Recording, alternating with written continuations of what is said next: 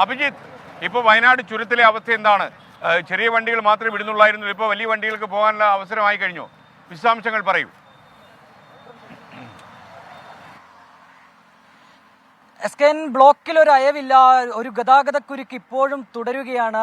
ഈ സാങ്കേതിക തടസ്സമുണ്ടായ ഈ വാഹനം അവിടെ നിന്ന് മാറ്റിയിട്ടുണ്ട്. പക്ഷേ ബ്ലോക്കിന് അയവില്ല. ചെറിയ വാഹനങ്ങളെ വൺ വേ ആയി കടത്തിവിടുന്നുണ്ടെങ്കിൽ കൂടി വലിയ വാഹനങ്ങൾ ഇപ്പോഴും ഈ ഒരു കുരുക്കിൽപ്പെട്ട് കിടക്കുന്ന ഒരു കാഴ്ചയാണ് ഈ താമരശ്ശേരി ചുരത്തിലുള്ളത്.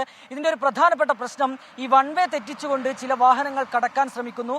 ഇത് വലിയ രീതിയിലേക്കുള്ള ഒരു ബ്ലോക്കിന് ഇടയാക്കുന്നുണ്ട്. ഇത് ഈ അവിടെ സന്നദ്ധ പ്രവർത്തകരും ഒപ്പം തന്നെ പോലീസൊക്കെ ഉണ്ട്.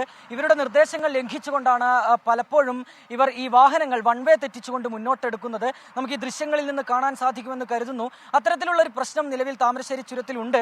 ഏതായാലും ഞാൻ രാവിലെ സൂചിപ്പിച്ചതുപോലെ തന്നെ ഇന്ന് അവധി ദിനമാണ്. ക്രിസ്മസ് അവധിയൊക്കെ വരാനിരിക്കുന്ന സാഹചര്യത്തിൽ വലിയ രീതിയിൽ കാറുകൾ ഉൾപ്പെടെയുള്ള വാഹനങ്ങൾ ചുരം വഴി കടന്നു പോകുന്നുണ്ട്. അതിനാൽ തന്നെ കുരുക്ക് അയവില്ലാതെ തുടരുന്നുണ്ട്. മറ്റൊരു പ്രധാനപ്പെട്ട കാര്യം, ഇന്ന് ചുരത്തിലൂടെ യാത്ര ചെയ്യുന്നവർ ശ്രദ്ധിക്കേണ്ടത്, ഒരു നിർദ്ദേശമായി ഇപ്പോൾ പോലീസിന്റെ ഭാഗത്തു നിന്ന് വന്നിട്ടില്ലെങ്കിൽ കൂടി കയ്യിൽ ഭക്ഷണം കരുതുക, വെള്ളം കരുതുക, ഇതൊക്കെ നമ്മൾ നിർബന്ധമായും കയ്യിൽ കരുതേണ്ടതുണ്ട്. കാരണം ഏതാണ്ട് മണിക്കൂറുകൾ നീണ്ട ബ്ലോക്കാണ് ചുരത്തിൽ നിലവിൽ അനുഭവപ്പെടുന്നത്.